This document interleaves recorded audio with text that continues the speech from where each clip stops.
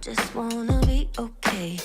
How can I pick up the pieces when everything breaks with every day? I'm getting older, I feel the weight upon my shoulders. I'm strong enough, I'll rise above. It's all gonna be okay. If I can be anything, I think I'm gonna be me. I know I gotta be me. Nowhere else I wanna go, no one else I'd rather be. I think I'm gonna be me. I think I'm gonna be me.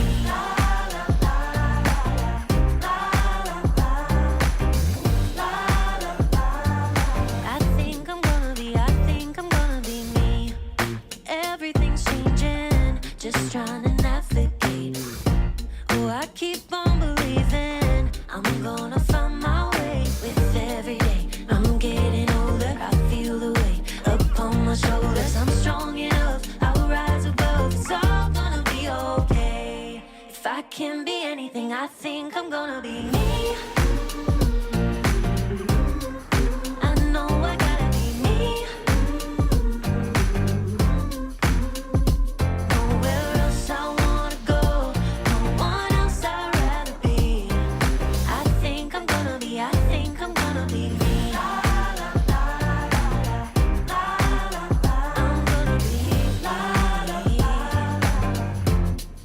I think I'm gonna be me. I know I gotta be me. 'Cause nowhere else I wanna go, no one else I'd rather be. I think I'm gonna be me. I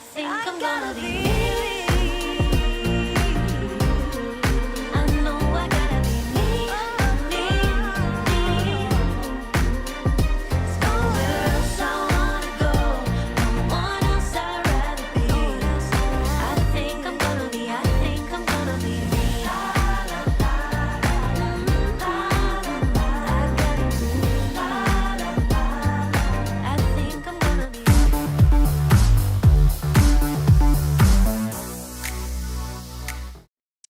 Hello, third team. Keely Dunn, FH Umpires. It is great to see you. I'm in a good mood. Let's go. We are going to do indoor stuff today, mostly. Our skill session today is going to be something that we can talk about in either. Please do let me know in the chat. Make sure that my sound is okay. I'm just going to do a sound check every time and just ask for your assistance because I just don't believe it. I don't believe my tests. I did a very thorough test, but I don't know. I don't know. This is what we're doing today. We are going to look at a hit save out of the air. Playing the outlet. Can the penalty corner runner be drilled? Question mark. A skill session on radio communication. Radio silence. Raised or not. Delay on the injection or feinting. That's also penalty corner and control elevator stuff if we get to it. We may not.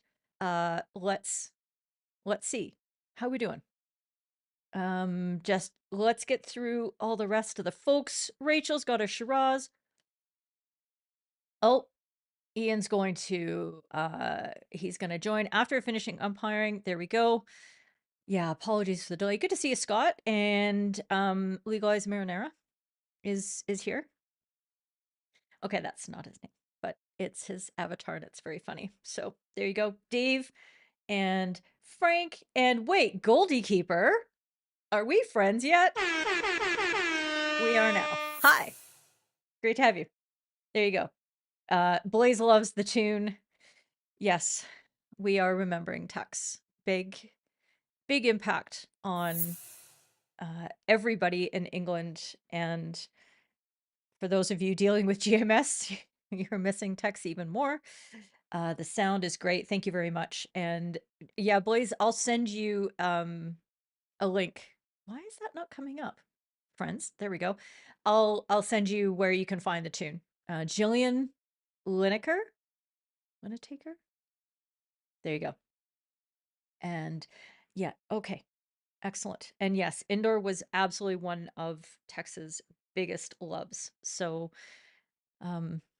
he did so much to develop a lot of people and a lot of hockey. So thank you, Tex. We're thinking of you. All right. Let's get started. Shall we? Shall we just jump in? Are you ready for some indoor goodness? Let's go. Hitting the save out of the air. High press by the Look looks at of this things. tasty Germany. little treat. I mean, it was just the let's give final. it away. It was no big deal. They could pay for Nobody this. was bothered. Oh! Well, it's a hell of a save on the line, but unfortunately, you have to allow the ball to hit your stick. You can't propel it. And that's, yeah, I think a cricketer would be quite proud of that. And it's a bat off the line. Okay. So I thought I'd start off with an easier one. There is a poll in the Discord, of course, that should have been inserted into the chat. Hopefully it's popped up there. Did it actually get in there? It doesn't look like it did. Am I about to be disappointed with all of my tests and it not actually... I am discouraged. I'm discouraged and dismayed. Because that should have. Oh, something's broken. It did? Nope, it did. No, see, you just used a negative for a positive here, Martin. You're not helping me. Nope, it did. What does that mean? Yes or no? You can't be all fuzzy with a Canadian. It's tricky. Okay. Oh, I need my calming music. Let's go back into it. Okay. So just to review the rules, because it's always fun to look at the rules. And I'm going to get to the right page and then we're going to make it nice and big. Okay. First of all, we do know that players must not play the ball. This is 9.7 here. Players must not play the ball with any part of the stick when the ball is above shoulder height except defenders. I don't know why. Yeah. I don't even know why they have this above shoulder height thing, because we can't play the ball out of the air anyway. So at what height could the ball possibly be? Like if the ball's at hip height, it's still out of the air. And anyway. Hey, we're going to have to write this down on a magical list of things that I wish I could change about the rules. There we go. So it's this provision here. Let's change this color. Let's change this color. Ooh, that's a gross color, but I'm still going to use it. Okay. There we go. When saving a shot at goal, defender must not be penalized if their stick is not motionless or is traveling towards the ball while attempting to stop or deflect the shot. So if the stick is moving, one of the saves that I've actually successfully accomplished at indoor is I'm on the left post and I'm ducking this way because look at this face. You don't want to crush this face. So I'm ducking this way and I bring my stick with me and my stick goes where my face just used to be and it's moving towards the ball. And then the ball is deflected over the back line.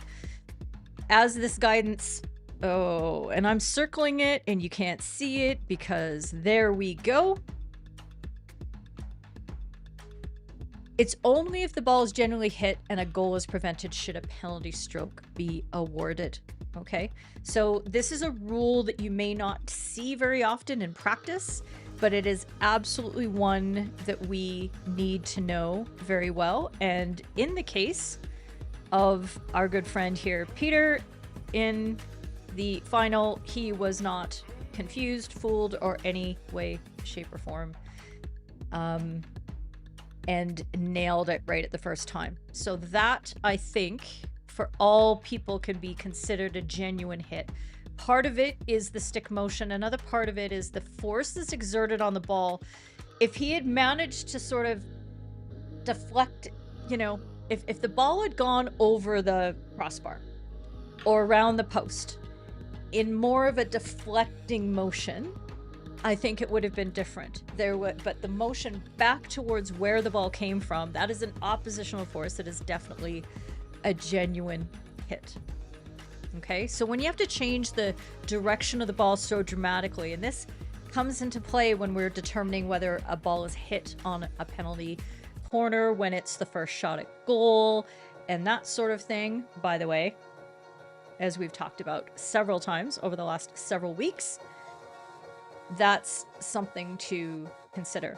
Do we have any questions about all of that? Okay. You can't see... Yes, it appeared, but Rachel can't see any links. I don't understand.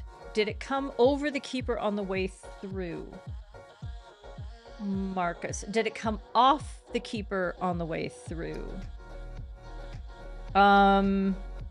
Doesn't matter in this case if it did or did not. And if you feel it does, tell me more. Let's talk about this. Okay? But otherwise, it's one of the not. It's not tricky. Other than trying to remember it. Okay? What you might be thinking about, Marcus, and let's see if I can find the part where the ball is raised. Let's see if I'm reading your mind.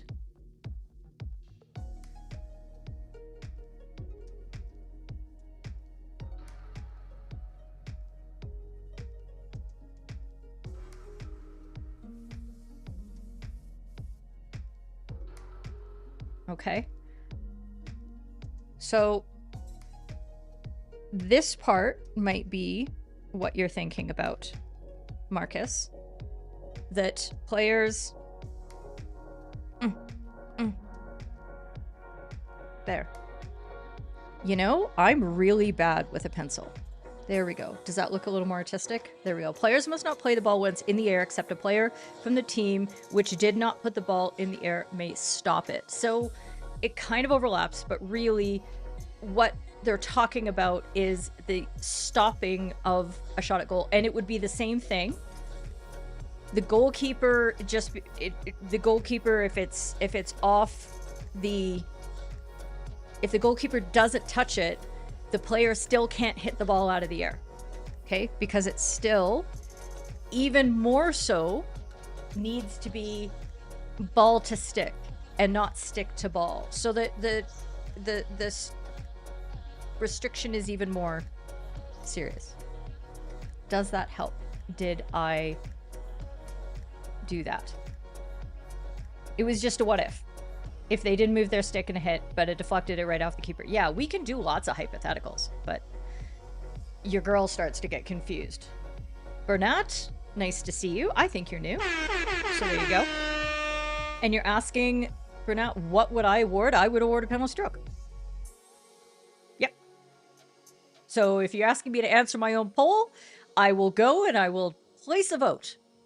Actually, I won't do that because there's just too many screens open already. I can't do all that at once. There you go. And Lockie's here. Good to see you. Lockie's doing lots of indoor down in Australia. So looking forward to debriefing Lockie on Friday. Our Friday, his Saturday. So if you are a Yellow member, you're going to want to get on board with that. If you're awake, it's going to be at, I don't know, math. 1 o'clock in the morning for UK folks. Ryan's here. There you go. 13 votes on Discord. Okay. Ah, you're new. Oh, good. Well then, I gave you the right thing. Let's have a look at the poll. That didn't scroll the right poll, but that's okay because, you know, all I have to do... There were some things going wonky before the stream. As always. As always, it's my favorite part. Oh. Let's go. I think it's this one here. Hitting the ball out of the air. How did we do? Wait. Oh, we were so close to unanimous. So close. Because this is the answer we are looking for. You can change your vote, by the way. I'm just kidding. You don't have to do that just so I can hit the confetti button. That's not super important, but this is the one. And of course, Fraser chimes in with the 3 penalty strokes. 1 for each team and 1 for the umpires, which is the best non-existent award in hockey. All right. Fantastic. Look, somebody's got to keep me giggling around here. Just a couple of quick flowers that I wanted to give out. First of all, I wanted to shout out Ellen, because Ellen has returned for a sojourn in the United Kingdom, and she's doing a, I'm sorry, what did you say? A postdoctorate at Oxford? Yes, girl, yes, she is doing a postdoctorate at Oxford University. And what? Something I can't even pronounce. Okay, I can't even, it's like something to do with astrophysics. But actually I don't know what her doctorate's about, technically. So Ellen, put that in the server, because I'd like to be even more impressed than I already am with you. The English folk, welcome you back to Simon Central, and look forward to having you there for the time that you're around. That's going to be awesome.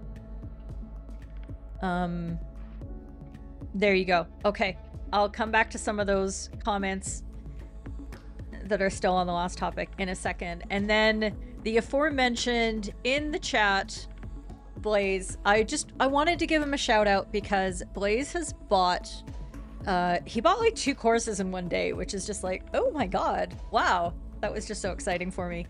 And I sent him an email just basically saying, dang, and this was his response, and it was just something that really stuck out to me. So he talks here about how he's using indoor hockey as a way to help accelerate his decision making. And if you haven't tried indoor hockey, this ties in with the whole show. If you haven't tried to umpire indoor hockey and you're like, I wonder how I can, you know, bone up my whistle speed and my decision making and my sharpness and my anticipation and all that stuff, do indoor, because you will be going, you will compress I don't know, 4 outdoor matches in 1/2 of indoor. The number of decisions you need to make and the time in which you have is literally 1/8 of what you would have on an outdoor pitch. So this is absolutely a great strategy that Blaze is using. And he's talking about how, so he's from Virginia, Glen Allen, Virginia in the USA, and how he doesn't have any formal training, but he's a hockey dad and wanted to be able to support his daughter in her game and support the game in general because of what it's giving to her. And, you know, he's going to shift back to all the other stuff. But this is the thing that he says right here, is that he's putting in the effort because that's what the players in the game deserve. They're giving their time and effort, so should I.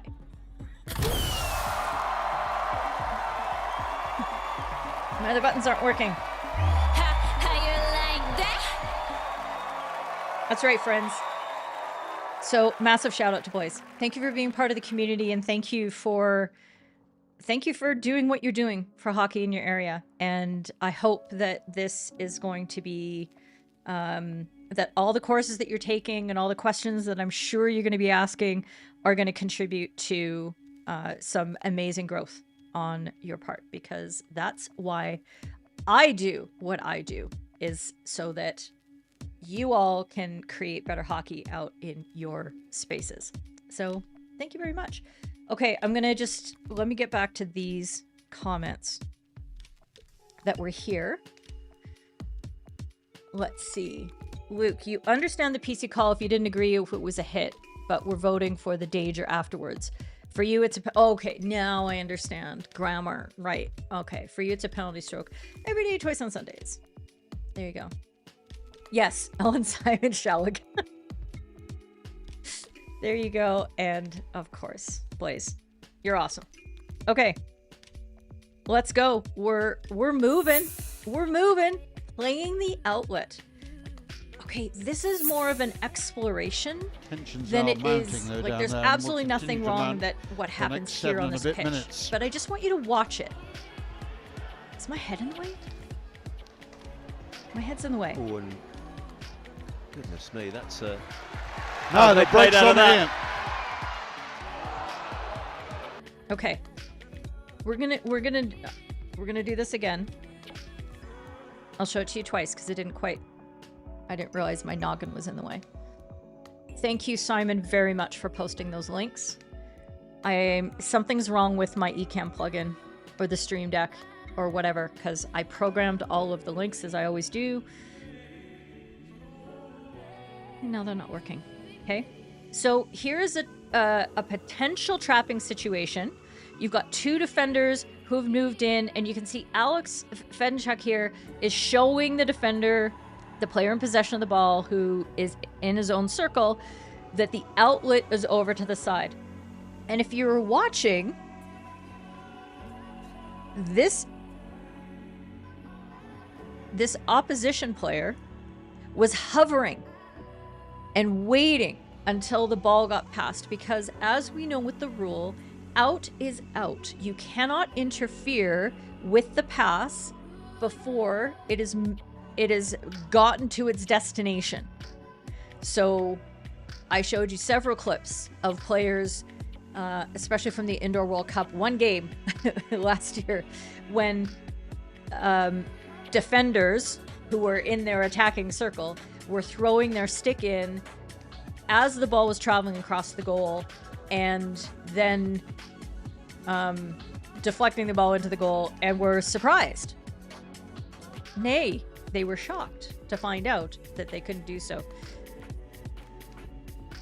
So the question that I'm positing here is, I've watched this particular clip several times to try to sort of digest, because I'm intrigued with the notion, and people have asked me the question, when can the defender come and press that ball? Because no, they can't interfere with the ball before it's gone across the circle. Absolutely true. Let me get this. So this pass cannot be interfered with. This is very clear. We're all happy with that. But as you can see, what happens is, as soon as the ball reaches, we have a defender coming and putting pressure on. So we've had a 2-on-1 here. 2-on-1 here. We have a 1-on-1 there. Is that the way that this rule should work? What if there is a mishandle by that defender? Or what if they choose not to play the ball? What if the ball, that defender, that attacker playing in their own defending circle, the player who should be in possession of the ball, the red player, what if they lift up their stick and allow the ball to go off the boards? At what point can that white player come in and attempt to dispossess that ball? Because I know that I would start playing some games here. If I knew that my opposition couldn't come and get the ball until after I touched it, I would just let the ball come off the boards, and I'd move my feet, but I'd be looking for different options, and I'd be faking out that player. Not very well, I'm sure. I would be trying to throw off that player and moving them around in order to try to create some sort of extra advantage. So that's exactly the question, Godders, is should we have a 3-meter rule like a 5-meter rule for aerial and outdoor?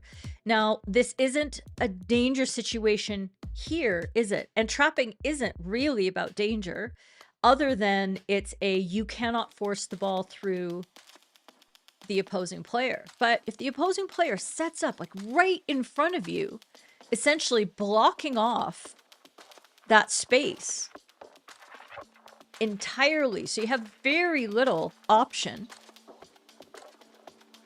are they forcing you to drill them? Question mark? Do you see where I'm coming from this? The whole trapping rule intrigues me, because it's a very artificial insertion of a mostly non-danger related rule. Prima facie, it's not about danger. Tangentially or secondarily, it is.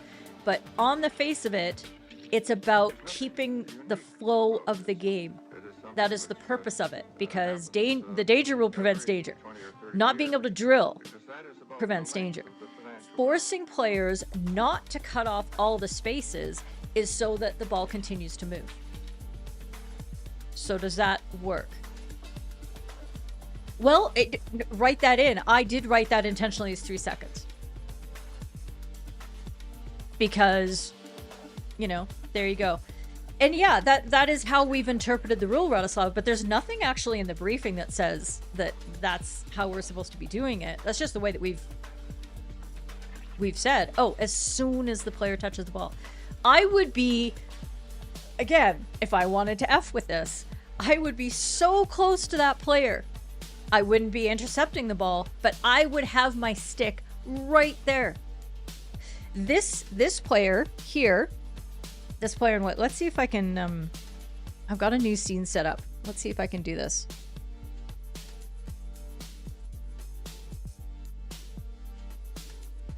Okay, and this is the wrong media, so that's not going to work. Okay, here we go. So if I come back to this slow-mo here, okay. So as this is moving across, yes, he comes and presses, and my head's in the way. Look, in outdoor, the shot's never framed like that. Okay, so dude here is coming, and he's pressuring, but he doesn't actually get right up in his grill. Doesn't get right up in his grill. Okay, and this attacker is very, very clever in that just sort of one-times the ball off the boards, just missing the reverse stick that's out there, and then is quick enough to be able to come pick it up. And then what happens is we see is his buddy coming into play to help out, but we end up with all of the opposing players within the 3-meter dotted line, never mind like in the circle, and there's one Belgian player who eventually gets this ball, and that's the rest of this entire play. If I come back to here, so it creates an outnumbered situation, fortunately, and it's the kind of thing that we want in the game. It's fantastic, but does it work for everything that we're looking for?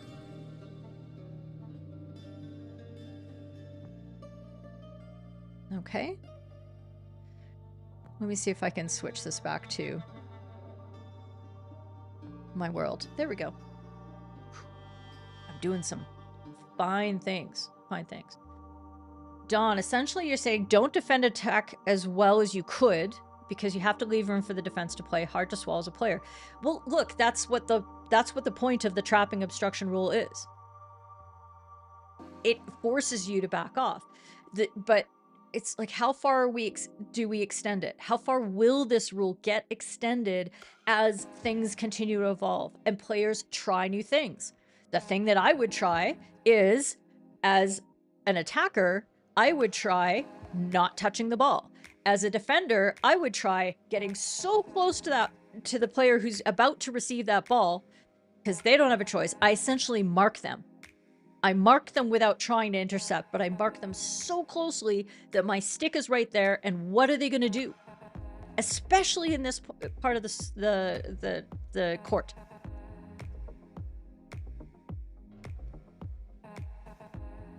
Yeah, and of course this is fine. Frank, the question, second trapping defender backs off and gives a second outlet. Isn't the trap over once that second channel opens? Kind of. He does back off a bit. And I think at that point, the player who has possession of the ball in that specific moment could choose not to play it across. They could probably get away with it because, you know, Alex would sit there like he's given the instruction for the ball to go, because the second defender comes and then he kind of starts floating away. So there's like this cat and mouse going on, isn't there? Because, I mean, these players know they don't want to get caught. It's a risky play for two of them to be to 2-on-1 the ball. They know what outnumbering is. They're smart. They get it. So he's there and he's like, I don't think I like these results. I'm gonna pull out and I'm gonna get better spacing. Take other options into account. Blah blah blah, and then off we go.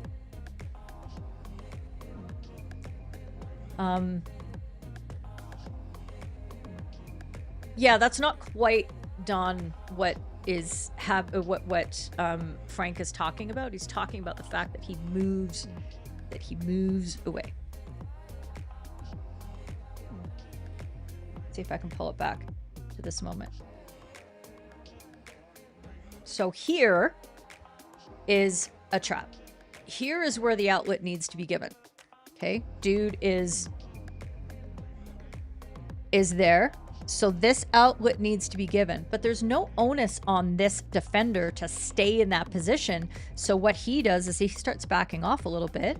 I mean, he's got that player to think about.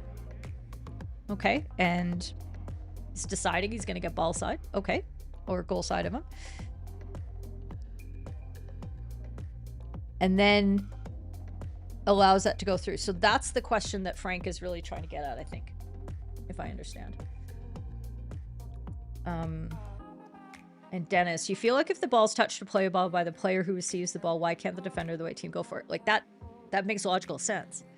But how does that not create a situation if I'm that defender and I come in and I'm like, bang,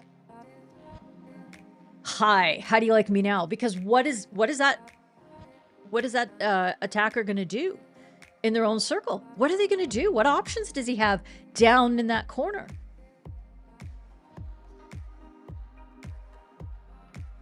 So it gets really tricky, doesn't it? You quite like the 3 meters. You might, but I bet the players will hate it. I think they would hate it because now we're creating like another artificial constraint. What are the unintended consequences that could come from that, Godders? That's what we have to sort of think about. If we have time, could we visit this video 41:30 and check the situation? You mean other time in the match? Do you know how this works? Rado, do you know how much work it takes for me to find and to put it in the scenes? And you're adorable. Oh my God. No, can't do that. Not today. Because you would have to sit here and it would take me 5 minutes to pull up and then to pull it into a scene and then to find. No. Oh my God. I'm not even going to read it out loud because I will kill myself. Luke, we need to allow gap because it's possible to get completely trapped in 2D. Yeah, that's the logic for it. Is it in the spirit of the game that the player in the outlet is also getting pre-trapped? Is it in the spirit of the game to stop players from defending? It's complicated. I'm asking hard questions of all of us. Yeah, next time. Come into the server and ask the question and say, Keely, pull up this clip. Put it in Ask FHU. I'd be more than happy to pull it out for you there. Since the outlet is artificial in the first place, why not tidy up the position regardless? Yeah. Maybe. Question mark. Let's keep thinking about it. Okay, we can do that. And let's see. One more comment here. If red is pulling shenanigans, shenanigans, to gain that advantage to not touch the ball as an umpire, I'm in the player's grill to keep moving. But you can't. You can force a player to move the ball through the outlet, but you can't force a player to play a ball that they haven't even played yet. That's new. Like, that would be a really interesting addition to our repertoire of things that we manage and control.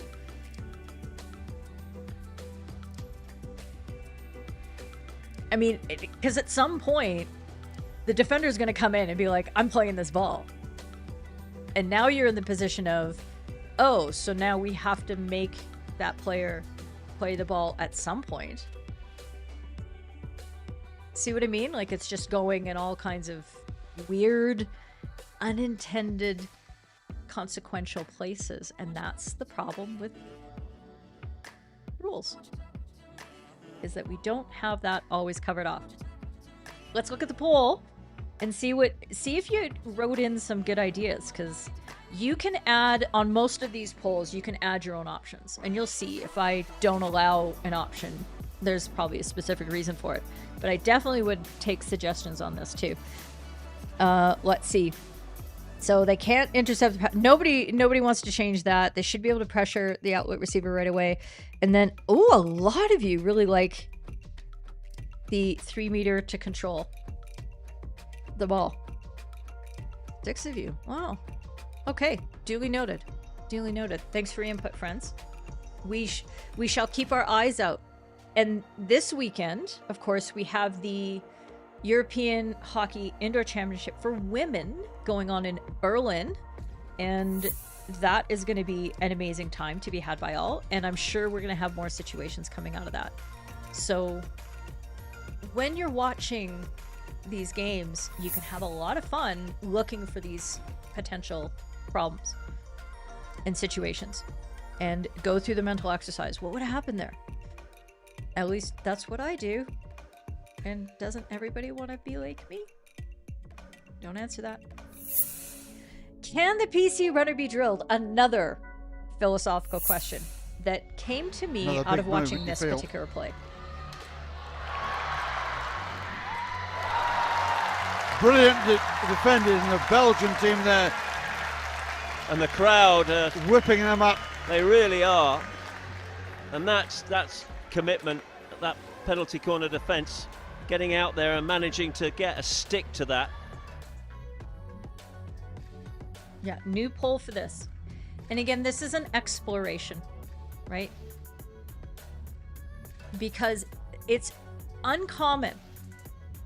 It's uncommon for a runner to get in front of the shot, but not be barreling at full force up to the top.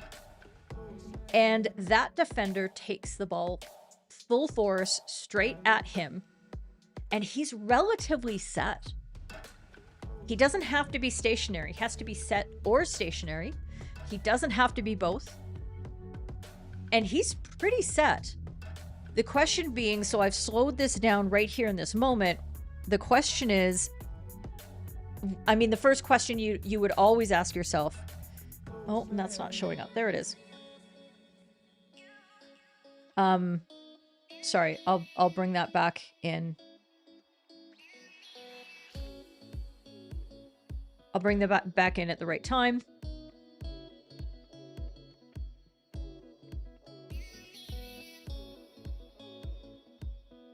There we go. So I did a freeze frame just to check, and for me, I don't think. Here's the point of release of the ball, which is another interesting sort of aspect of this. When a player is dragging like that, you know, how far away is 3 meters? Is it 3 meters from the midline of the shooter's body? Is it 3 meters from where the ball is released? Is it 3 meters from when the ball leaves the floor? Those are all different points in a drag flick. And they can be 1.5 meters different.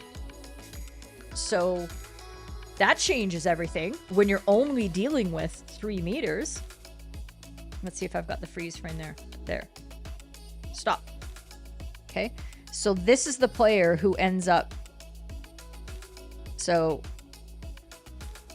is this 3 meters?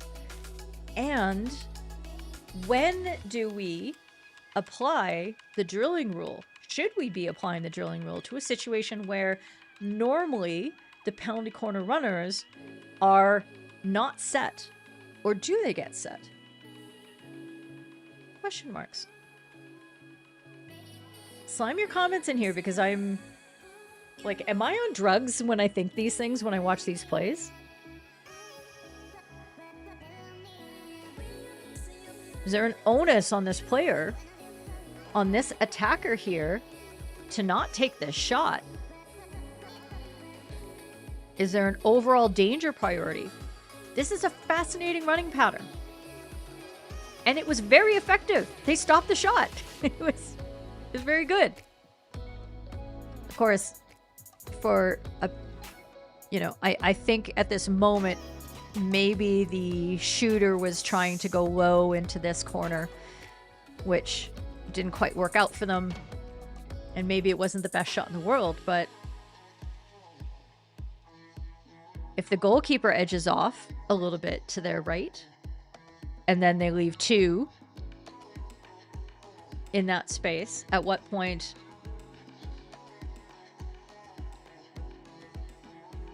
are they blocking? Let me play this and let's see what your comments are saying here.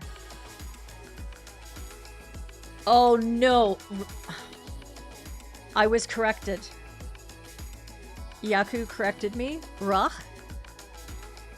I hope that's close. I apologize for butchering your name last week. You're no pro at indoor and I'm no pro at your name. You only got to deal with it at the end of last year for 2 weekends trial games. Can someone give you a brief explanation what is a drilling rule? Oh, goodness. Well, Rach, let me tell you. I have many a video on this topic, and you can feel free after this. Don't go away right now because you'll ruin my average view duration. But after this, you can do a search for what is drilling on the homepage of my channel, and you'll see lots of videos. But the 3 things that we look for in a drill are, first, that the ball is played hard. It is played at a player who is 3 meters or fewer away, generally. I've seen some exceptions to that I've agreed with. Generally, if it's an exception to that, I don't agree with the call because 3 meters is a safe distance. So those are the first 2 things. Hard, within 3 meters, and at a player who is set or stationary. Doesn't have to be both. So set can involve a player who is defending the space and they have their stick low and they are running with and blocking and defending the space behind them, mirroring the run of the ball carrier. Okay. And stationary, you know what stationary is. Okay. Set position tends to be left hand on the floor with a stick horizontal, but player can still be moving. Yes. And that's exactly it, because stationary is an or. It's very specific in the rules. Specific. See where the drill is.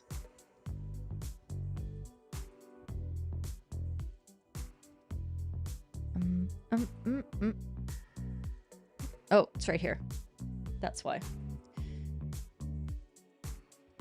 Okay.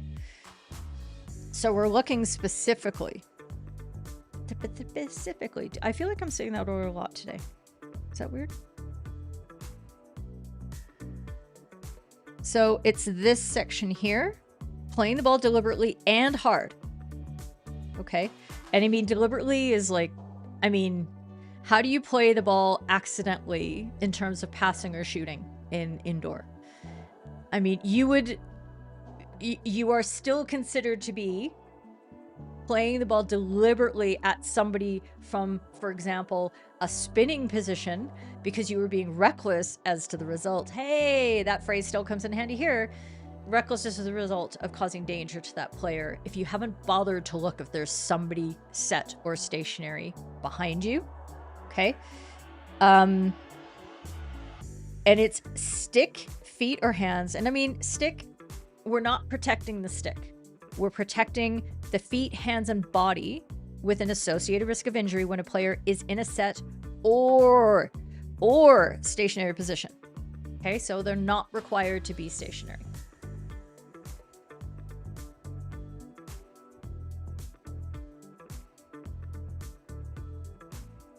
Good. I lost track of where I was. Yes.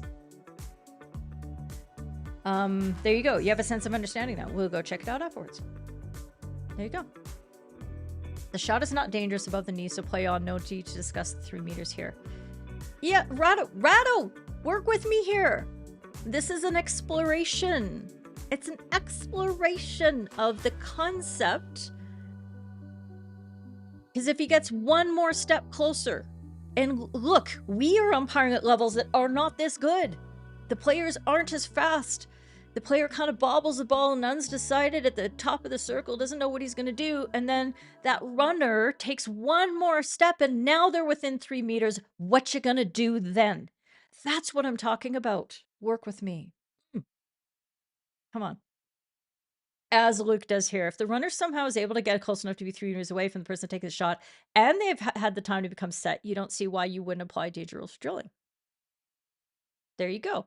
Thank you. Now we're working with it. I know, how dare I apply a hypothetical to this world, because I usually say let's shut it down. We're trying to apply principles to what we see in front of us. But indoor is interesting because it creates. Godders, interesting concept. Defender and keepers all close together, effectively creating a wall. Taken to extreme with one more defender effectively stopping a straight shot. Yeah. So now we have a rule that has a great purpose. Drilling is nobody's like, oh no, people should be able to drill. That'd be great. But in outdoor, if they're within 3 meters, then if they were within 5 meters in outdoor, ordinarily we'd be saying that is dangerous. That the danger is created by the shooter in that situation. If they're further than that away, we say the danger is created by the defenders because they're defending space, or they're defending the goal and not defending the execution of the shot. They're not defending the pass. They're not, they're not attempting to dispossess in that situation. Right? There you go. Good to see you, Florian. Yeah, and that's another important part of this, is that we're talking about, I talk a lot about when you're reading the play and anticipating and you're preparing in order to get your optimal whistle timing, is that you're reducing the number of outcomes that you have to consider in that moment. And it's like, oh, this player is coming with the ball here, and here's a defender coming from here. Here are the possible outcomes. We've got a raised ball, we've got a foot, we've got a drill. Okay. And now I don't have to think about all the other plethora of rules that are within the rule book. And that helps you time your decision making much better. Now, if we're adding, I'm in essence adding another rule to think about to the most complex situation in our sport. The penalty corner is rife. I sat down with Crispy one afternoon, and by sat down I mean we were on a video call, and I did put up a whole bunch of white paper on my wall, and we created a flow chart for the outdoor penalty corner and the decision-making tree, and it was ridiculous.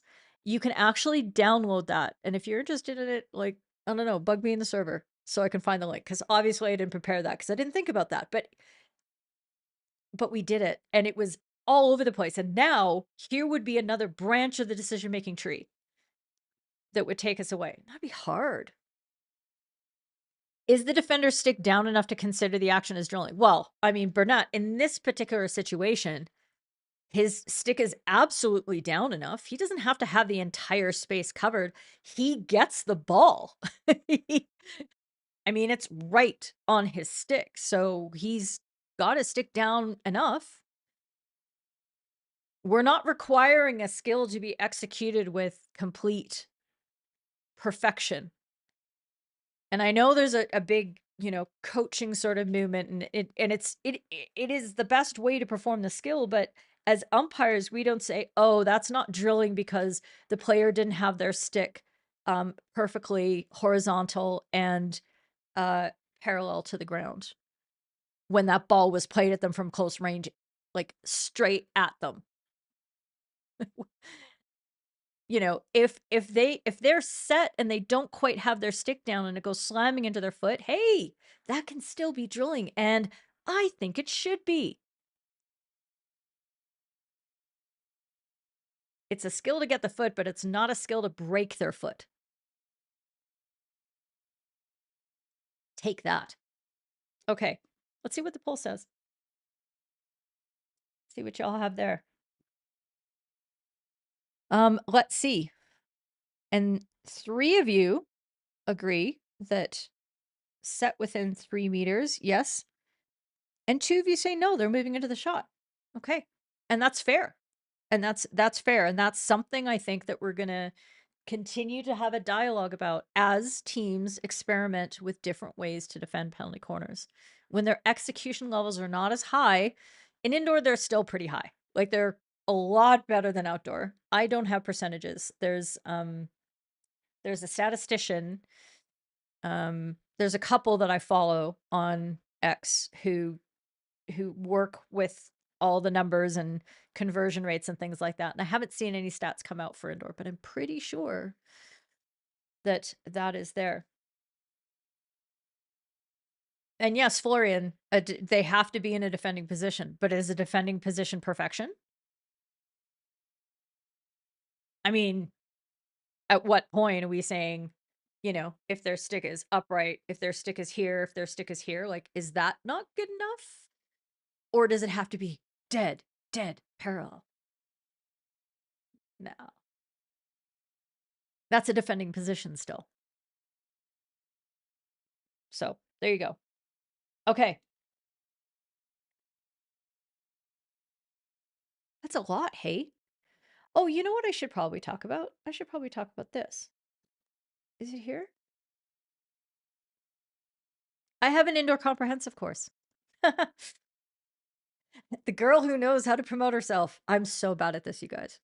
But I do have a course, and this is a comprehensive. So it's equivalent of a certification, but it is not a certification in your area because I don't have that authority and I don't want it to be replacing anything. But if you are looking for something that is soup to nuts, all the things that you need to know about indoor, you learn about the pitch dimensions, you learn about like every single rule, you learn about optimal positioning and movement patterns, and MCP and indoor, bing bing, and all those sort of other things. It's here. So QR code, boop boop boop, that QR code, and you can see that. If you're looking for an updater, just something that gets you up to speed with the things that have changed over the last sort of 3 to 4 years and doesn't go over the basics about how a bully is played and things like that, then you can look for the updater, which is also on the website. And I think I call that an intensive, and it's an updater. Awkward moments in my head. Okay. Florian, your umpire's manager said the stick doesn't matter. Great. We're in violent agreement. This umpire manager says the stick doesn't matter. Good. So happy. Okay. Next topic. It's the skills session. I need a special graphic for this. I do. Okay. So I wanted to go over this. Actually, I was told that I needed to use this as our skill session by the person in our community who I did a debrief with just recently. They will go unnamed at this point because it's not about them. It's not about them. But they said, you know, you should do a skill session on this on a What Up Wednesday. And there's an interesting question that we can talk about in a second, and let's park that about radios and indoor. But for now, let's just talk about the nature of radio communication and how we can use it optimally. And the point that I want to sort of review is,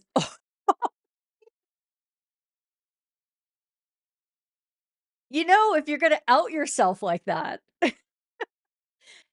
Now, Malcolm, this isn't obviously a specific coaching session. Feel free to come at and DM me or whatever if you would like to have a conversation. I'd be more than delighted to have a chat about what I saw with yourself and William. Fantastic game, by the way. You guys did a great job. I was really and of course with William, he's, because he's in my membership and he's working so hard, and I've seen his progression over the last 2 years. I'm a bit of a fangirl, not gonna lie. Anyway, so Malcolm, you can take all of the comments that I make today and sort of think about them. And if you'd like some more guidance as to how I would specifically apply them to your game and your practice, I'd be happy to have that conversation. How's that? Okay. So when we get on radios, and I have experienced this at pretty much every level, the biggest tendency we have is to over communicate. When we have umpired without radios, and that's most of us, I don't know if anybody starts off umpiring with radios in their ears, but they may. I'm not here to, I'm not the boss of you. I'm not here to judge. It's kind of exciting. First of all, it's tech, so it's fun. I'm a geek. I love tech. But there's also this notion that you all of a sudden have somebody you can talk to who's on your team. And it's really comforting. It's friendly. It's bonding. There's all these great things of it. However, usually, most of us, hand up here, me included, the first time we get on radios, we over communicate. We talk too much. And there's a poll. Simon, thank you so much. You're awesome. There's a poll where you can just share your own self-reflections with me because I'm curious as to what your experiences are, and you can vote multiple options there. But I know that I did this. I know that my colleagues did this when they started with radios at that time. Talking too much. The dangers to this are that, first of all, you can distract yourself. We have a lot of cognitive work that we're doing, and just processing what we're seeing, reading ahead, and making those in the moment decisions is a lot of work. Adding on a language aspect on top of that and communicating different things to our colleague can have the effect of removing our attention from the things that we need to be really looking at. It can distract your colleague. So sometimes we can be so anxious about talking about the things that we're seeing and what we're noticing and how we feel about them. Our colleague's kind of busy, and we could be distracting them in that moment. If we're speaking too much, our colleague can actually start filtering us out. And when you are, and this is absolutely the same thing when you're talking to players, I really encourage umpires to think about how everything that comes out of their mouth is very important. Everything that they say is crucially important so that players understand this umpire speaking, I need to listen up. They got something for me that's going to help me play this game better. With your colleague, it's the same thing. You want them to have the automatic reaction when they hear you that you are going to be giving them something they need to hear. They absolutely need to hear. But if you spend time in the game sharing little anecdotes or, ooh, that was a great pass and things like that, your colleague will start to filter that out. The players who are around you and they're hearing you talk during all this might be like, why are you talking so much? Are you paying attention to the game? Like, what's happening? And they get a little distracted, and maybe they don't trust exactly what's going on in those moments. You could also, because you're thinking so much and you're having these great conversations with your colleague, you can forget to talk to the players. They're your customers, are the most important people. And those are the people that you really need to be focusing on. And then the last danger is that you could forget to use your whistle and your signals the way that they need to. You get overly reliant on the use of your voice because that's what you're doing. You get into this vibe, into this groove of speaking so much. So how do you avoid these things? How do you avoid the dangers? Well, just like when you're talking to players, focus on the things that they need to know coming up. And that includes things like, this is what we're going to do the next time we see a breakdown tackle. Or, I need to go because this ball is going to get aerialed over my head. So I'm off. Can you take the backside of the play for me? Those sort of pieces of information, proactive communication, those are the things that you want to focus on. Okay? Help your colleague with decisions when it's needed, but be judicious about times when you're complimenting them. Now, I did a short a little while back, and you might be saying, Keely, but you said it's really good to tell your colleague when they do something well, because they need to hear this. They need to hear that you know that. Sorry, I'm having problems with my teleprompter, and I'm hoping that this is gonna start charging up again. And it's good to find those special moments when they might have made an amazing advantage decision for a goal or something like that. That's fine. But reinforcing little decisions, basic things that are right in front of them that they clearly have, ain't nobody got time for that. Don't bother with that. The information that you might be talking about with regards to where the play is moving and how the structures are changing, whether there's a press coming, talk about that when it changes what you need to be doing as a team in trading your responsibilities, but not just to notice what the teams are doing. Because again, if it doesn't change how the two of you are working together, you don't need to talk about it. I'm sure they can notice the intricacies of what the teams might be doing in terms of using their midfielder more, or that there's high outlet passes available and things like that. But is that important for you in terms of how you are doing responsibilities? Maybe not. And so you're not imitating a play-by-play commentator, and you're not imitating a color commentator either.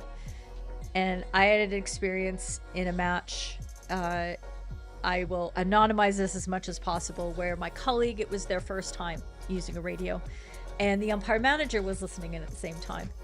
And this umpire was obviously very excited to be able to share their knowledge about what was happening on the pitch, and whether a certain choice by a player was a good pass or not a good pass, or whether, you know, they had missed that reception because of poor body positioning and footwork and things like that. And it was a constant color commentary. And at halftime, the umpire manager came up and said, if you don't stop that, I'm going to take the radio away from you. And I was like, thank you. I was exhausted in trying to screen all that out and still pay attention to what I needed to track there. The biggest thing that you want to focus on is stay away from explaining past decisions. The players don't need to hear them, and your colleague definitely doesn't need to hear them. So if you've just made a decision on a penalty corner that the drag flick hit the running defender above the knee or below the knee, and it hit above the knee, and so you called a free hit out, and the ball was moving away, as a colleague, it's not necessary to ask, oh, so did you call that a free hit out because it hit above the knee? Dude, like, we're going. Things have moved past. It's not necessary.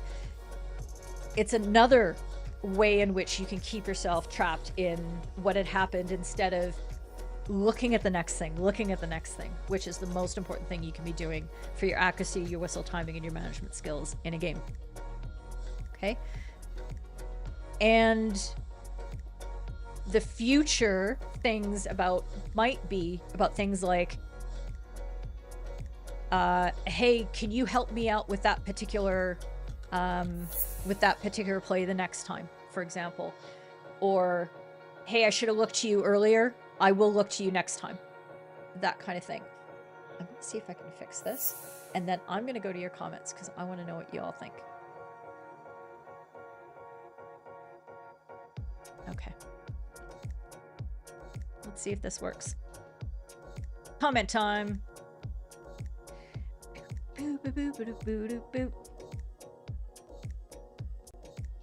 Okay. Yes.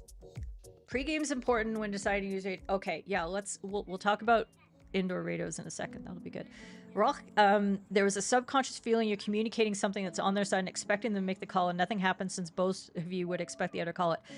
If you're communicating something that's on their side, first of all, you're not umpiring the whole game. Nobody should be umpiring the whole game. Your responsibilities and areas and trading off are still very much something that you need to employ even when you have radios. And the tendency is because you've been drawn psychologically close to your colleague that you're umpiring their game for them. Just don't do that part. Don't do that part. Okay? So, yes, if you've seen something that they haven't seen and part of your pre-match talk is to simply, yeah, I just want you to blow it because it's more important to me that we get the call right, then do that thing. Do that thing. Okay? Florian, you had radios for an under 12 tournament. The umpires, the umpire managers were talking to you, so 3 people were looped in. It was really helpful since it was your first time umpiring. Yeah. So this is something that I've been talking with people about in the right context. Generally speaking, it's verboten to actually, as an umpire, manager, or coach, to be speaking to umpires during the game. At least it has been in my experience and my practice. And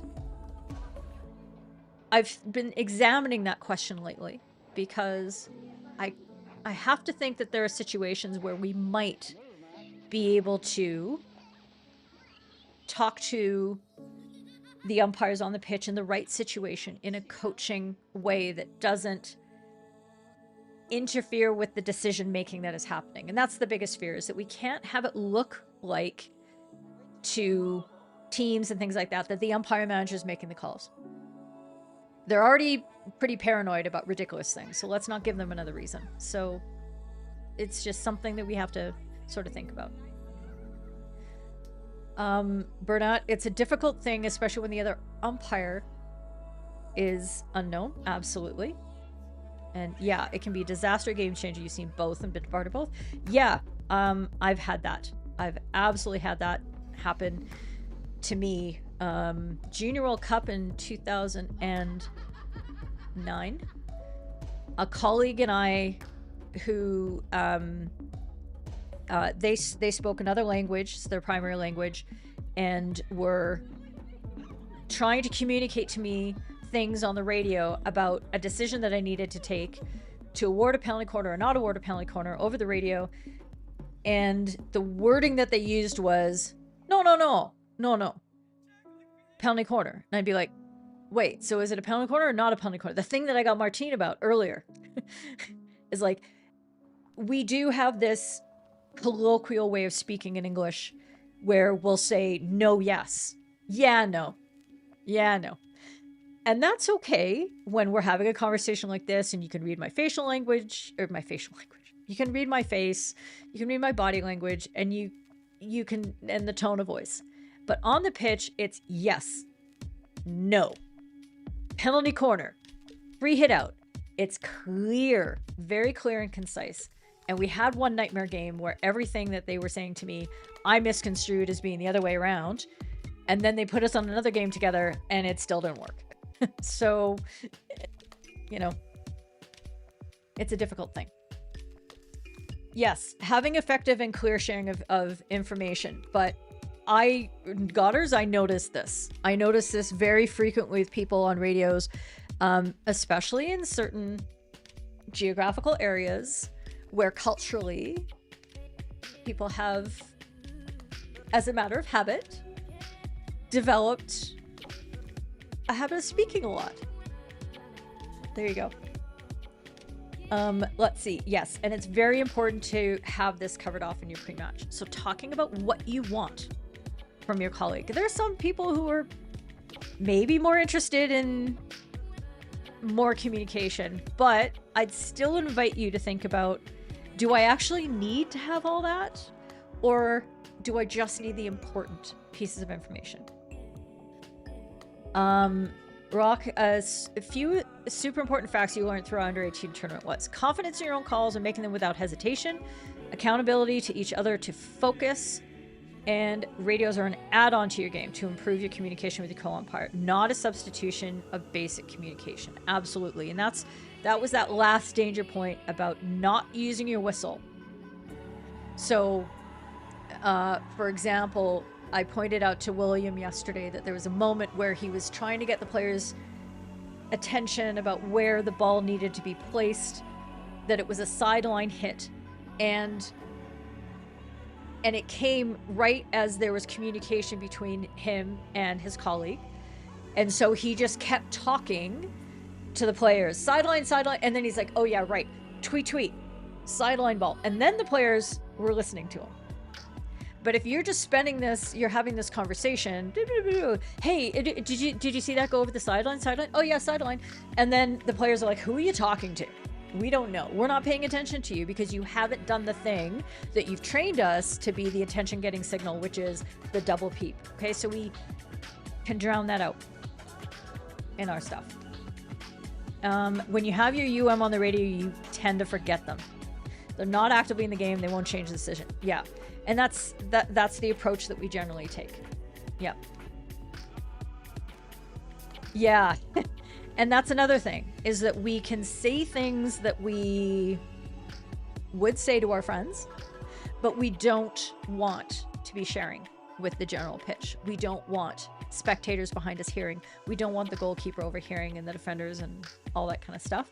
I have definitely made that mistake, especially because I swear a lot. Dennis, your first game ever with a radio was the worst. You were terrified. You didn't say a word. Was that at under 18s with me? Was that, or under 15s? I can't remember. You didn't know what to say. Now you'd say it's the best tool. Yeah, when you're with a less experienced colleague, you can definitely give a lot of help. I love that. Right. So this is where it gets into, don't umpire the whole pitch for your colleague. So Tom saying, don't you love it when a colleague calls the penalty corner over radios when the foul is 2 meters in front of you? You're like, thank you, Captain Obvious. And that's when you will start psychologically, reflexively screening them out, because they're not helping you. They're not giving you information you need. So you're like, okay, this is something I don't need, but I do need to call this penalty corner. I need to manage the players who are mad at me, and I need to make sure that the masks are coming off. And so you're going to ignore the thing that isn't important, right? Okay. You had one colleague who only wanted you to say anything as and when he specifically asked for help. And yeah, I mean, some people can, and it's a skill. And if you don't know all the different ways in which proactive, important, selective, clear communication from your colleague can help you nail down a game, you know, then you might go with that approach. But I think there's other ways. Your primary call to your partner and you ask for a return is, who is it off to get the restart correct? And you find it's very helpful given the speed in the Nora game. Yeah. Okay. I would suggest something here. Think about it. Instead of saying off black, because now you're essentially doing a double negative, because off black means it's a white ball. But you've said the word black. So it's like, but what if they don't hear black, and they don't hear the off and they think it's black? And then you just, as a matter of practice, I invite you to, if you're going to use those kind of terms, is to just positively declare black ball, white, black, red. Don't say things like red foot. Okay? Say what direction the free hit is going. Okay? Because that gets confusing. There you go. And you'll help with in and out on the circle if you're asked on the PC. That's interesting because generally I would say that a supporting umpire shouldn't have the best angle as to whether the ball has left the circle or not. Because you should be further away than your colleague. And yes, they have a lot of things to deal with, but you have other things that you actually can help with as to whether the ball is on target or not, whether it hits the runner above or below the knee or not. And those are calls that your colleague really needs from you. They do not have the right perspective for that. So that's what you should be helping them with instead of whether it's inside or outside the circle. Okay? Just some thoughts for you. Okay.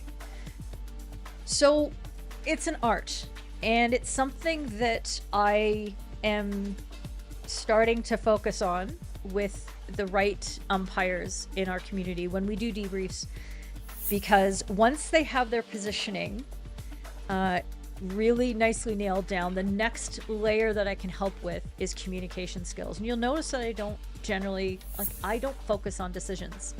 I give you the tools to make decisions. If you need help understanding the rules, like we do this and we do Q&A in the server and that sort of thing. But when I'm coaching, it's about identifying what goes into a correct decision, not whether a decision is correct or not. So what I'm working with now, what we did yesterday, was having the audio from wireless microphones that were attached to the two umpires, and I was able to overlay that, and I was able to sync it up with the video footage that was provided by the teams in the tower. So it was like being there. It was so like being there. It's just magical. I just love it. So much fun. And that is how I can put all the pieces together. Not only can I help with communication between the two colleagues, but I can also get better insight into somebody's frame of mind.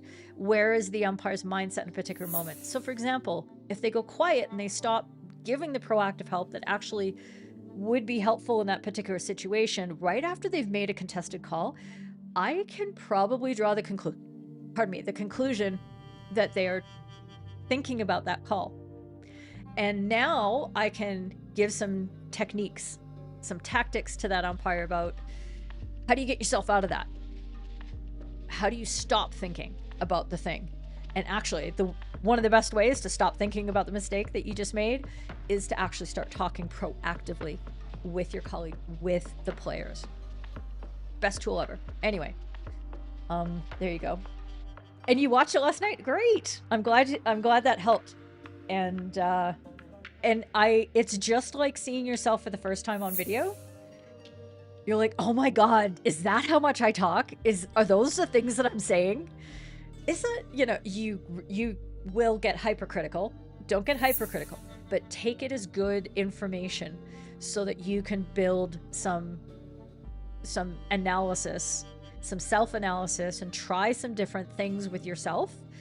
What works best for you? What actually is needed? What's important? All that sort of thing, because it's the thing that you're not going to get from most umpire coaches. So there you go. Okay. Let's go. Raised or not. I hope that was good. Okay.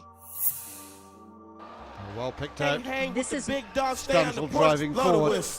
Oh, somebody just subscribed. And there's the opening goal. And that was all made by the aggression of Stanzel. Stepping up, picking the ball up, and then picking a lovely pass. Well, here's Stanzel breaking clear, head up, looking for the pass. Bit of a mistrap there by Belgium. Good advantage there from Ben Gonchan as well. It'd been very easy for him to blow his whistle when that ball was lifted in the middle of the park, but Philippe Lasonchi. So this is not about decision making necessarily. This is about applying raised ball, and this has got to be one of the most difficult situations that I've seen in terms of processing advantage and then benefit gained and not gained. Because what I'm seeing here, tell me if I'm on drugs, but what I'm seeing is in this moment, and I'm going to do it this way. Media 5? Is this 5? Yes. And I'm going to slow this down. Okay. So red attempts an interception here. And I am no longer on the screen. That's fun. You don't need to see me. Red attempts an interception. And then there's another bobble of the ball. Because red then plays it into the white stick. Okay, is everybody seeing that very clearly? Okay, plays it into the white stick, who then bobbles the ball again. And we get ourselves into this situation where we're thinking, does that disadvantage the red player? If you were watching, and I'm starting to see comments already about, let's see, is that firing? That's not firing.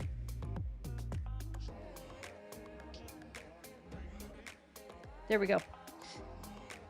I don't know what's happening there. Yes, Bernat, you had lots of doubts through the championship. Umpires let most raised balls go. Is that the criteria for the tournament? That is the criteria for international standard. They are not looking to blow every raised ball. Example situations, and I mean, we can... I don't like to talk about a scenario without... because what you're going to picture is going to be different from what I picture and all that sort of thing. But a transfer of the ball across the back, and teammate receives the ball crossed over the back, another defender, and the ball pops up a little bit, doesn't change anything. Umpires are going to let those go. Absolutely, they should. There is no disadvantage to the opposition in those cases. Okay. That is standard. That's been standard at international level for quite some time. So what I'm trying to sort out is literally one of the best indoor umpires in the world had a clear view of this moment, and I assume made the decision in that second that that raise would have not been disadvantageous to that defender. We also know, on the other hand, that two wrongs don't make a right. So, for example, a ball that is raised and played dangerously into an opponent, that opponent can't then,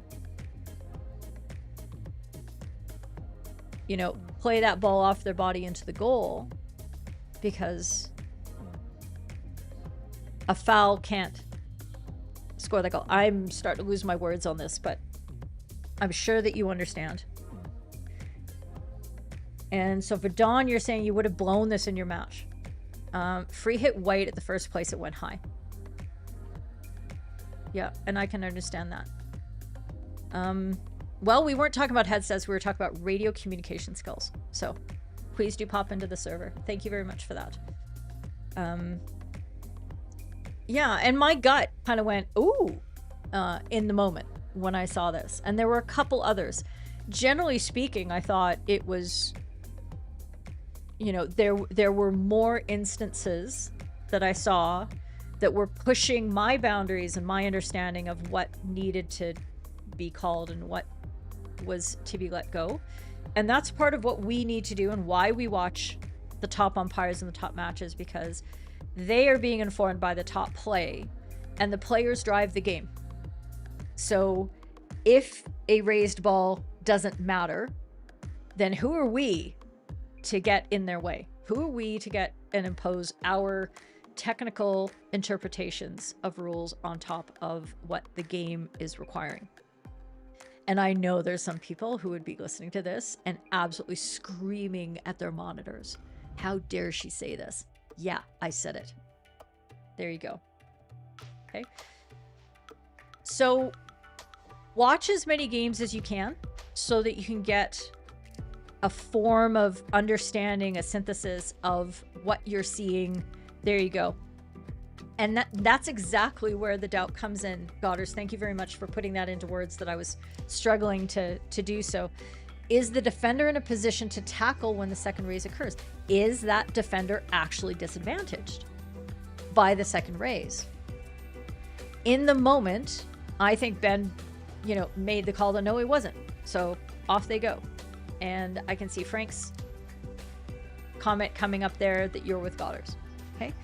So again, I didn't want this to be a dissection of the decision, but simply an illustration of how bloody hard it is to make these calls in the indoor game, with how fast it goes. And just when you think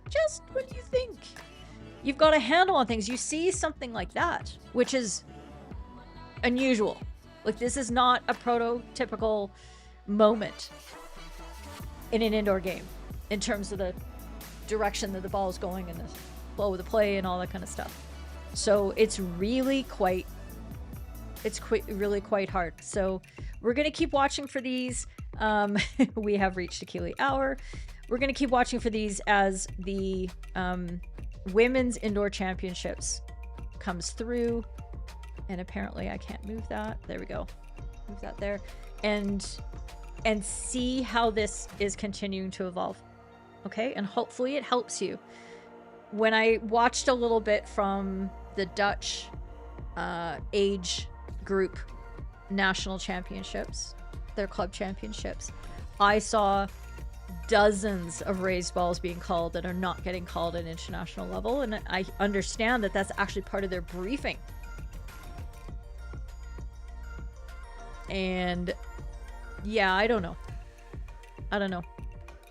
International standards are international standards for a reason. That definitely isn't a safety issue. And you can say that, well, the players should have the skill to keep the ball on the court. Well, we're not here to enforce skill. That's not our job. Everything we do is to help with the safety of the players. Even if it's sometimes secondarily with the trapping rule. And that's why I have a problem with it. But anyway, we've already gone through that, haven't we? Okay.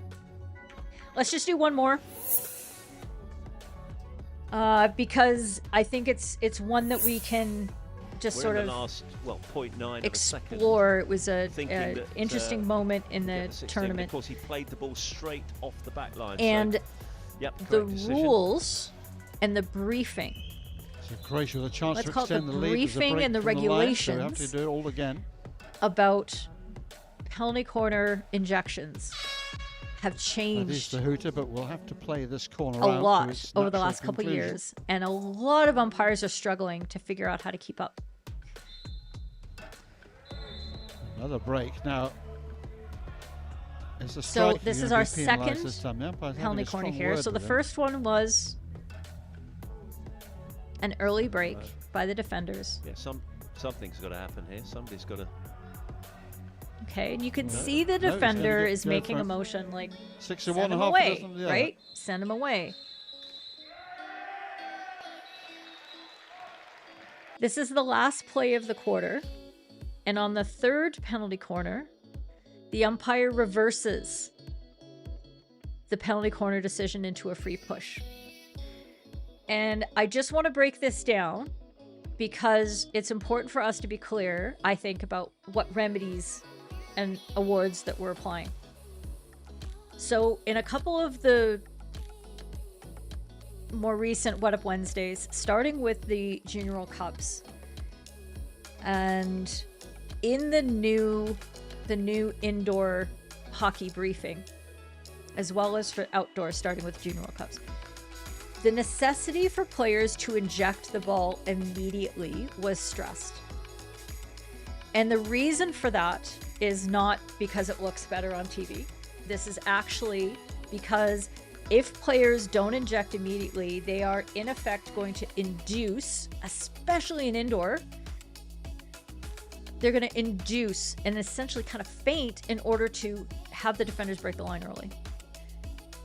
Okay, they are hovering over the line. They are trying to get every edge possible. And it is unfair that a player could just sit there and wait 5, 7, 9 seconds before injecting the ball. So in outdoor, it's a point of emphasis. In indoor, too. What happened at the Olympic qualifiers is that the umpires were briefed that if a player does not inject the ball immediately, that the appropriate remedy is a green card to that player and the penalty corner is reset. So the question here for us to look at is, I'm not sure if the briefing had changed for this indoor tournament as well. Were the umpires informed that they needed to award a green card? In essence, delaying because they weren't ready to inject. So it's just like if the 40-second rule in outdoors is moving and the attacker isn't there ready to inject, well, they get carded. They get a green card. The penalty corner is reset. They take it. And in this case, what we have is on the third penalty corner, a free push awarded. And is that the remedy under the rules of the indoor rules of hockey?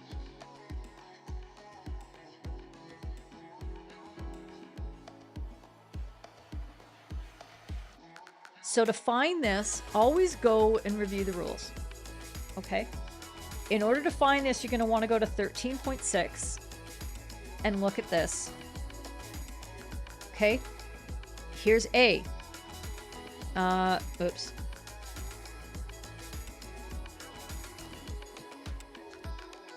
So, injector doesn't have 1 foot behind the back line. Penalty corner is taken again. Okay? Nothing else. If there is a feint playing the ball, the offending player is required to go to the 9 meters of the back line. There's the top of the circle in the opposite end. And the penalty corner is taken again. Okay? And this guidance then just further specifies that if the defender does break early as on account of the feinting, that only the attacker goes. The defender isn't penalized as well. Okay? So if you look at the poll questions, I'll be interested to see what you see out of this particular situation. But for me, the appropriate remedy is actually on the second time, if this player is not, if the injector is not injecting promptly, then it is to be at this moment. So we have, this is the first corner, and they did break too early. Okay, if you believe that's the standard pacing and that was immediate by the injector, went too early. Okay, the whistle goes again. This is too long at this moment for me. If it's been briefed for indoor, that player goes on a green card. If that hasn't been briefed, they go to the 9 meter line, and they do that on this second corner. That's the way I see it as I read the rules. If anybody has anything else, then please let me know. I just wanted to clarify that, because sometimes it can be hard to keep all these things that are changing straight. So does anybody have any questions about that in particular? I don't know. Okay. That's all I had to say about that. Let's look at the poll, just in case. Oh, I forgot to review these results from the skill session. I'm sorry. 9 of you have agreed that your colleague talks too much over the radio. 8 of you admit that maybe you've talked too much as well. Okay, 5 of you think your colleague hasn't talked enough. 4 of you think you haven't talked enough. 2 of you are utterly perfect. Fantastic. Good to hear it. And can you have a radio that actually works? No. Yes, you can. I'm going to be picking up sets. when I'm over in April. Those 8 were all you. So you talk too much and you vote too much? Just kidding. Everybody was talking about Malcolm. Oh, I understand that. There you go. Okay. Oh, and I didn't visit the poll from the last one either. 7 of you like the play on to goal for the raised ball, and 1 of you was a free hit attack on the first offense. And 1 of you was a free hit for the second offense. Totally understand. Tough play, tough play. Okay. And yes.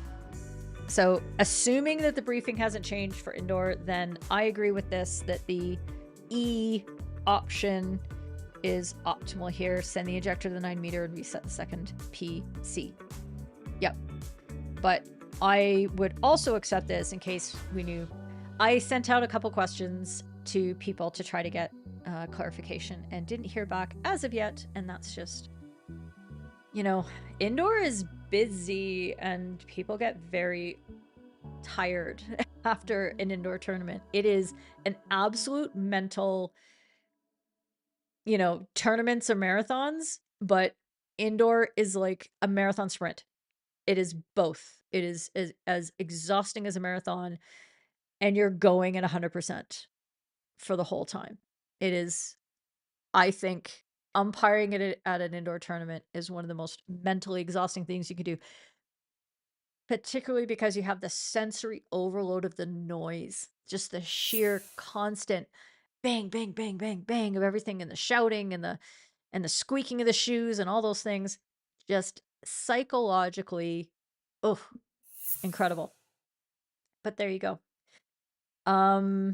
Thank you very much, everyone, for your participation today. If you got value out of this, I'd really appreciate a like. Somebody subscribed. I heard the magic "can't hang with the big dog, stay on the porch, go blow the whistle," and that's the sound that I have triggering when somebody subscribes. So somebody subscribed during the show. That was really nice.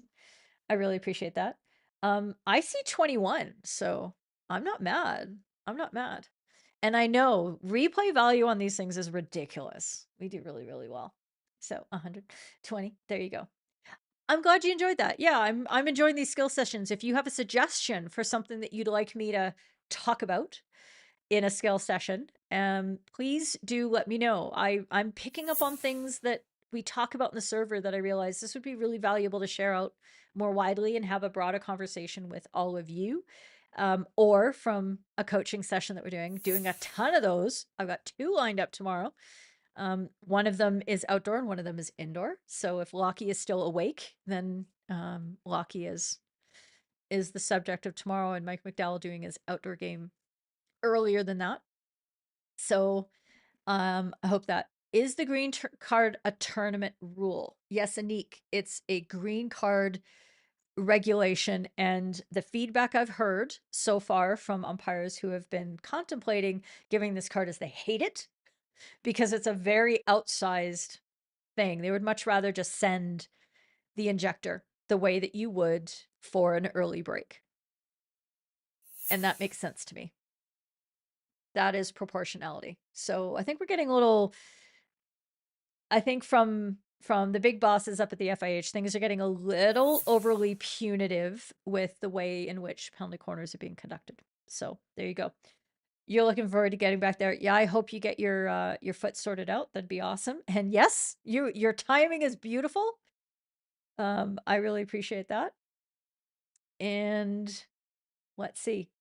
And there you go. You're getting ready for work. Okay, excellent. But unless you have a different name on YouTube. Anyway, I'm not even going to go into it. I'm not going to go into it. We are going to be covering, obviously, the women's tournament next week. So stay tuned for that. But if you have other things, if you have outdoor things you'd like me to take a look at before then, send them along. Go to the Discord server, please, because that's where all the good stuff happens. There's the stinger right there, fhumpires.com/DS. And have yourself a great rest of your week in hockey. And see you soon.